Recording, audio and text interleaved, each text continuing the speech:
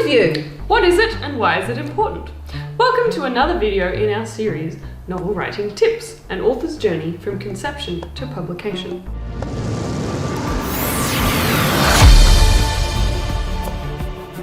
Hi, I'm Tahlia Newland, the Managing Editor for AIA Publishing. And I'm Rose Newland, the book designer and publishing assistant for AIA Publishing. So, point of view. What is it and why is it important? Is point of view the perspective from which the book is written? Absolutely. Great. Yeah. Ding! Yeah, tick, yes. And why is it important? You've got to get it right from the beginning when you start writing, because it's all through the whole book. And you don't want to have to rewrite it all.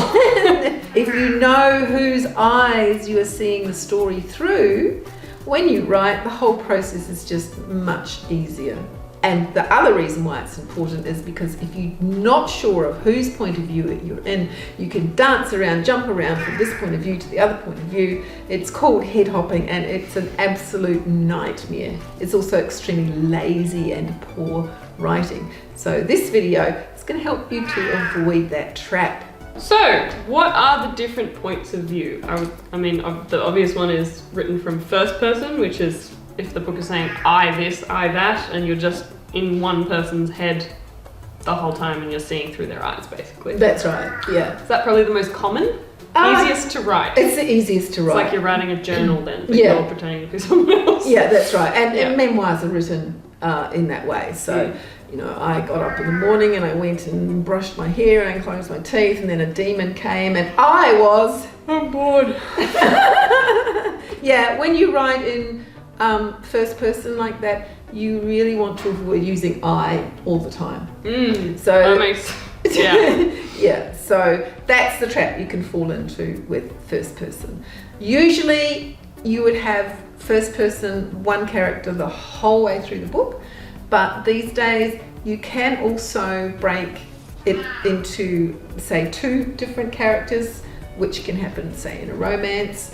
Like chapter in one person, chapter in the other person. That's right, yeah. But you label the chapter with the person's name just to make sure that there is absolutely no confusion as to who the I is.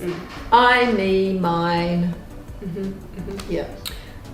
So that's first person. That's first person. So second is second person. Yes. Do you know what that is? You're straining my memory of year 12 English here. It's you. It's like I, but then you talk to the reader. You're speaking to the reader. So it's like the first person character is conscious that they're telling a story to a reader. Yes, so it's like letters, blog posts, emails. So you, dear reader. Yeah, if I'm giving you instructions, it's often, you know, written in second person. So you would do this, and then after that you would do the other thing. That's second person. Third person. Third person. That's he, she, said. Yes. So basically the story then is told from the point of a narrator. And it's Yes, like, he did this, she did that. Yeah. She thought this, she thought that. Yeah. George, Mildred did this, did that. Yeah. Yeah. There's two different kinds of third person though, and this is where it can get tricky. People use third person point of view when they want to use more than one point of view in a story. So if you've got a story where there's all this other stuff happening that your main protagonist doesn't know about, but you want it in the story, then you bring in a second point of view from a second protagonist who can tell their story. So that's why you would use third person. The two different kinds of third person point of view are omniscient and intimate. So the omniscient point of third person is when you write it like you're outside the story, so like a god, so that god-like narrator knows everything. Right, so they know what's in everybody's head, they know what's happening over here, and they know what's happening over there, and they know what's happening there. Okay. Epic fantasy would be written like that, right? Some of it's the evil guy is in their tower plotting this thing. Which none of the main characters would know about. Yes, a lot of beginner writers start to write in an omniscient point of view, thinking it's simple, but it's actually not. It's actually quite difficult to do well. It's very easy to just be very remote in an omniscient point of view, you are a remote narrator. But if you're too remote, particularly for a modern reader, you don't draw the reader into the story as much. And you still, when you're writing omniscient point of view, you still need to pay attention to the rules, if you like, about head hopping, because it's very easy to just use saying what's in this person's head and then what's in this person's head as an excuse for very poor writing. So-and-so was thinking this, and then so-and-so was thinking that, and then so-and-so over there was thinking something else, and so-and-so over here was thinking something else. So it's one scene, and even though you're talking from an omniscient point of view... That's then getting into the territory of you're telling, not showing. That's right. Because if it's in one conversation... Yeah. And, you know, this person thinking this and this person's thinking that, it's much more interesting if you can tell that through their body language and how they're acting in the scene rather than going into their head. That's right, exactly. And that's why I say... It becomes lazy writing. Very lazy writing, exactly. And that was the other thing I was going to say about the omniscient point of view. It's very easy, when you're writing from omniscient point of view, to fall into telling rather than showing. Yeah. So you end up with expositional prose, which is more... suited to writing a thesis or something like that. Not a novel. Not a novel. Which is why I say it's really quite difficult to do omniscient point of view. And so to avoid all of that, to help you avoid telling rather than showing, and to help you avoid making it so remote that the reader's not really drawn into the characters, you can write an intimate third person. And an intimate third person, you actually write the story from within the mind of the protagonist. Without saying I. Yeah, without saying I. Okay. Yeah. So do go on. Well, it's like I'm telling my story. I'm saying Tahlia ran down the path. A car tore around the corner. Someone jumped out of the car. Tahlia screamed. So even though you are narrating from a third person point of view, that third person who is doing the narrating is the character. Yeah. So the trick with writing in third person intimate is to really get inside the character. And the beauty of that is that you draw the reader into the scene. If you write from an intimate third person, it is easier to show rather than tell, because as the writer you put yourself in the scene. You are the character writing the story. You're the character telling the story. So you write in the scene, you write what the character perceives, exactly what's happening, without this sort of barrier of George thought this, or George realised this, or George understood this. Instead, George would just say what he understood. Yeah. Right? Or George saw this. Instead of that, George would just write what he saw. Like instead of saying, George saw the car coming down the road, it would be, the car came down the road. Yeah. Right? And you know that George saw it because you're in George's point of view. Yep. So, of course, the danger with third person intimate is head hopping. So with third person intimate, you could theoretically still do the like breaking the chapters up and following. I've seen that done in books where you follow, you know, the female protagonist and you have a chapter with the male protagonist. That's right. So you have the point of view within the third person point of view. It could be George's point of view and Mary's point of view and even Samuel's point of view in the same book. Yeah. But in different sections. Yeah. And within that, you wouldn't then go to like the evil villain in their lair. Unless you were also like, that was one of your main characters that you were intimate with. It wouldn't be like the evil villain was plotting in their lair. Yeah. Without really knowing the character. Yeah. If you were going to have the evil villain's story, you would have him as a point of view character. I mean, you can have like the occasional omniscient point of views like added in. like a cut scene. Yeah, like I've seen the bit in the video game where you just see the world from afar for a second. Yeah, and it works like at the end of a chapter where you might just have one paragraph at the end of a chapter which is a more omniscient point of view, which might outside the sunset on another miserable day for George. Or or might have a little bit of foreshadowing. The old little did they know, or in the something future moved in the darkness outside George's window. Yeah, something George couldn't possibly know. Yeah. So there can be little bits of that. And you can move between points of view by going into omniscient. So the trick with working with third person point of view, the thing to be really, really careful of is the head hopping. And we talked about it in terms of omniscient. But in third person, if you make a change too abruptly, it's even worse. Right, because it's like, wow, whose head am I in now? So you have to be careful about how you make that transition into a different point of view. Yeah, and the easiest way... And not do it too often and make it a big chunk. Yeah. But, some people will say chapter by chapter. And that's great if you can do that. Other than that... Personally, when I find books like that, I usually find I'm enjoying one character's story more, or I'm engaged more in that one than the other one. So I'll just get to the other person's chapter and be like, I have to read through this whole chapter before I know what happened to Mildred. That's right. And now I have to spend a chapter with George first. Yes. But it is also a good technique to keep your reading going. Yeah, it is. Because Stephanie's chapter ends in Mildred's chapter ends in a cliffhanger, and then we go to George and we don't know what happens to Mildred until you get through George's chapter. That's right. Yeah. Exactly. Techniques. Yeah. The best is if you could do a chapter in someone's point of view and then another chapter in a different person's point of view, that kind of thing. Or scene breaks. Or scene breaks, You can have a whole scene in one character's point of view, another whole scene, another character's point of view.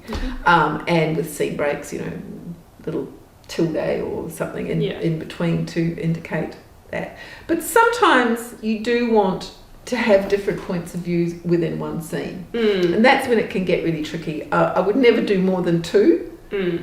And you don't want to go to somebody else's point of view for less than, say, 3 paragraphs and only do it once. It's like you wouldn't want to do it 3 paragraphs here, 3 paragraphs there, 3 paragraphs there. Again, it's lazy writing. If you say to yourself, I must not do that, you will just write better. You will, because you'll find other ways to... Boundaries. Yeah, to say it. When I first wrote my very first book, I didn't know any of this, right? And when I did finally learn it, and I'd go to a scene where I had head hopped and I'd look at what that person was thinking and I went, I really want that in the story. So what I had to do was then describe what the point of view character was seeing in the other character that indicated that might be what they thought. Which is making you then show it, not tell it. Which is making me show it, not tell it. Which is why I say head hopping is lazy writing. Yeah. You just don't want to confuse your reader. No, you don't want to whiplash. Yeah. But there's one other way where you can avoid having a scene break. It's when you'd have somebody's intimate point of view and then you go into, say, a paragraph of more omniscient. And then back into a different person's point of view. So you might, it's like your viewpoint pulls out in that transitional area. So it might be a descriptive element, right, of a broader aspect. So say you've got 2 people in a park.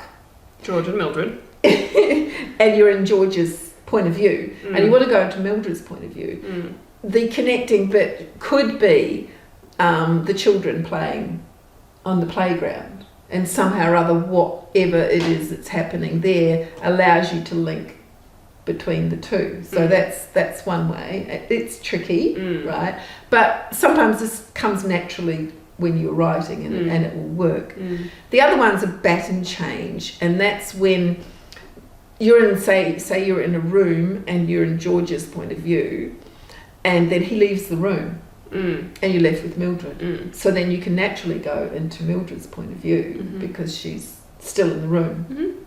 So basically you can use third person intimate and third person omniscient in the same story. It's just usually you would recommend largely being in third person intimate and then using third person omniscient just for moments where you're either transitioning to another character. Good for transitions between scenes as well. Or you know, little bits that you want to convey to the reader that you don't want the main character to necessarily know about. Yeah. Oh. But writing a whole book in third person omniscient is hard.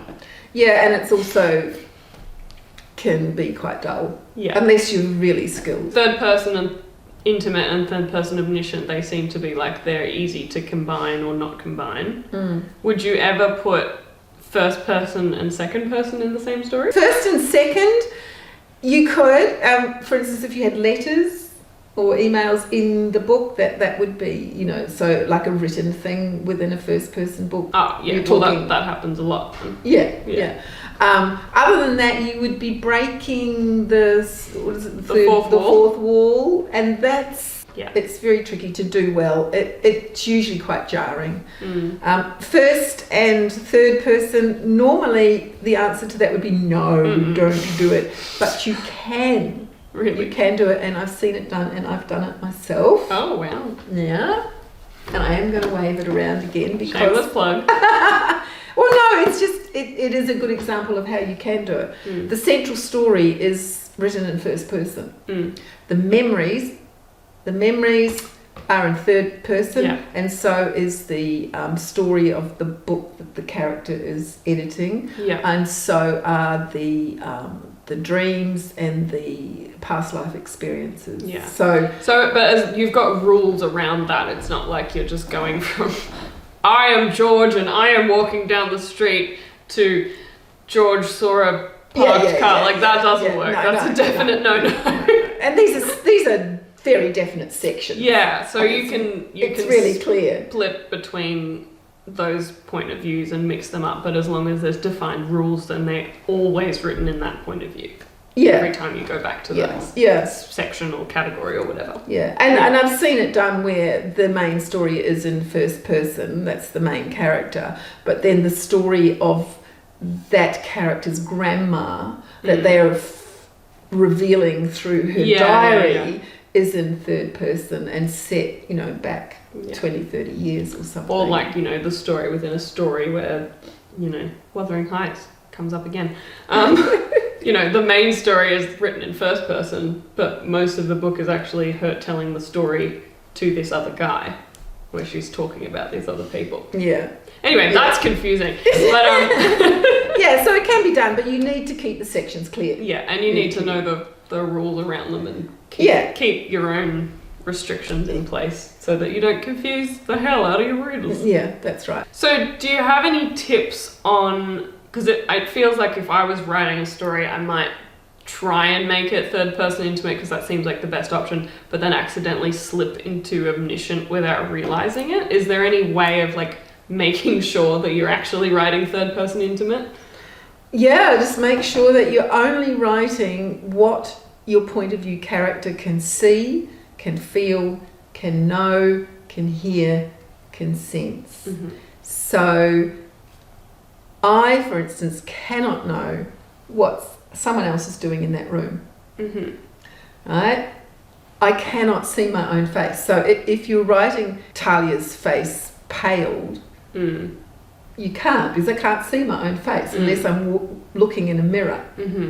Right? So you've got to be really careful about being in that person's head and so they don't know what's around the corner. So it's very much that person's perspective. And restricting yourself to only what they could possibly know. If you stick within those point of view rules, you will be more likely to show and tell. So this is how all of these things work together to help you be a better writer. So how do you choose the best point of view to use? Well, I think this is the main thing between first person and third, is whether or not you want more than one point of view. Whether you can tell your story just from one point of view. Because if you can, then first person's great, you know. And first person... That's probably the easiest one to make most immediate, right? Absolutely. And when you're writing in first person, it's fine that the reader doesn't know what the point of view character doesn't know. Yeah, like they don't have to know everything. Often that's part of the story. Like, you're seeing everything through the character's eyes, and then at the end they realise that they've been seeing the whole situation wrong. Yeah, yeah. It's a big part of romances anyway. Yeah, yeah, is that their perception can be flawed. I thought he was acting like this because he hates me, but really he was just planning this elaborate event to propose, or whatever.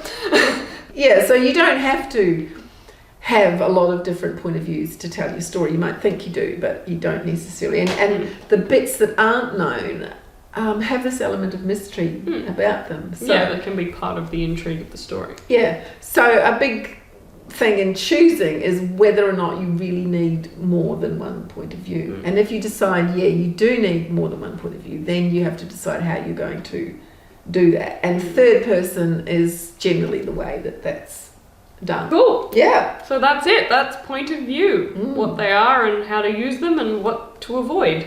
Yeah. Hope you found that useful. This video is part of our novel writing tips and author's journey from conception to publication series, and there will be more. So please, if you enjoyed this video, share it, like it, and make sure you subscribe so you don't miss the other videos in this series, which will be coming Sometime.